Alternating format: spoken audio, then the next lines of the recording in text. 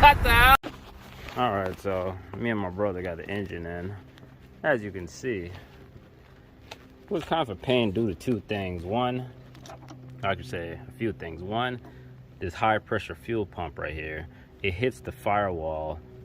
So as you can see, I have this lip bent up. The other thing is the AC unit. When you try to put the bolt in, I'll show you. See my hand, the bolt won't go in because this part right here, I need to grind this off so I could get the bolt in to sit in, because that little lip right there is basically holding me from getting the bolt in. And goddamn, you know, Ford comes with these stupid designs. This is a stretch belt, so it does not have a tensioner to take the belt off. You have to like do some maneuvering to get it off. I don't feel like doing that. I might have to go buy me a Dremel so I could basically grind the AC compressor unit off. Another issue is I'm gonna have to get a smaller brake booster, because as you can see, the manifold is hitting it, and it kind of broke on the piece of plastic. Thank God it didn't mess up anything too bad, but it broke that piece of plastic. Either if you want to be, you could probably dent this brake booster in, or you could probably shave some of the plastic off. But you know, these plastic manifolds, you don't really want to mess with the rigidity of it. And then another thing I had to do was also I had to take off the oil filter little unit right there. See right there, 4 bolts. I had to take that off so it'll cross this cross member right here. Now this is probably the easiest side because the bolt goes in perfectly. There's not much going on.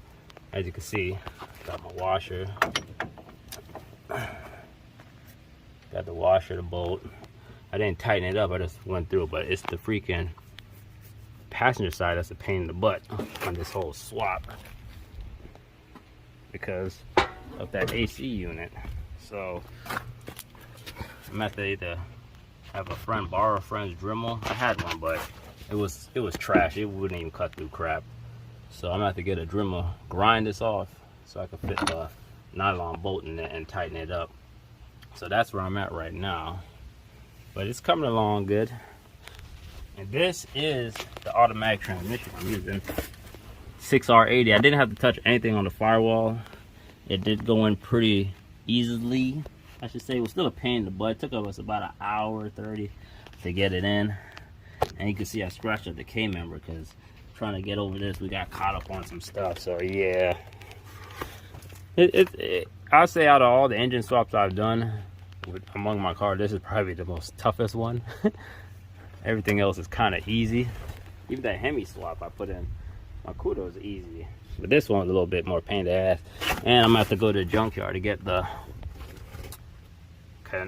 pin for this, because I guess it got wedged and it pulled out the wires out of this, unless I could somehow solder it back in and fix it. But I'm gonna have to get for the AC to work in this car, because I am going to make everything work in this car.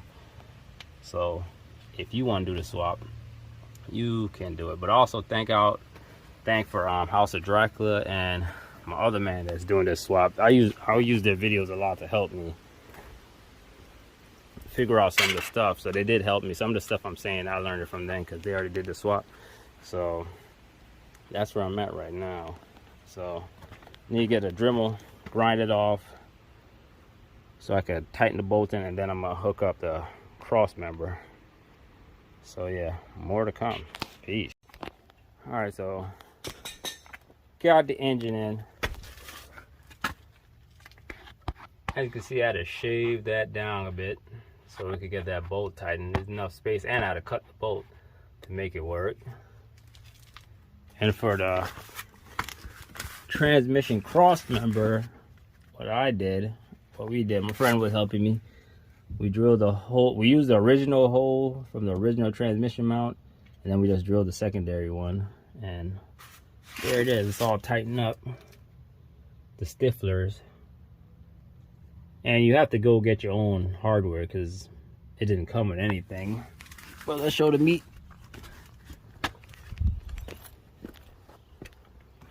Yeah. Hold up. Whoop. Bam. Then you also had to take off the oil filter, as I said earlier. The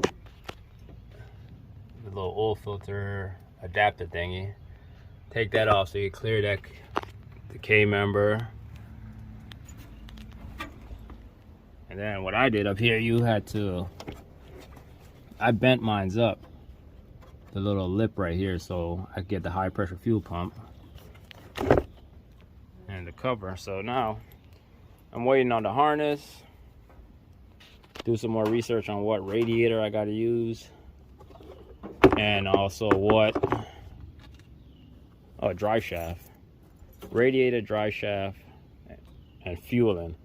And yeah, I should be able to start this thing up. Oh yeah, one more thing too. It also, as you can see, it kind of cracked the manifold right here, one of the little plastic thingies. It cracked that because the brake booster was too big. So I might have to either dent this in or get a smaller brake booster that will work. But yeah, those are the issues I ran with. But we shall see. More to come. Stay tuned. Peace.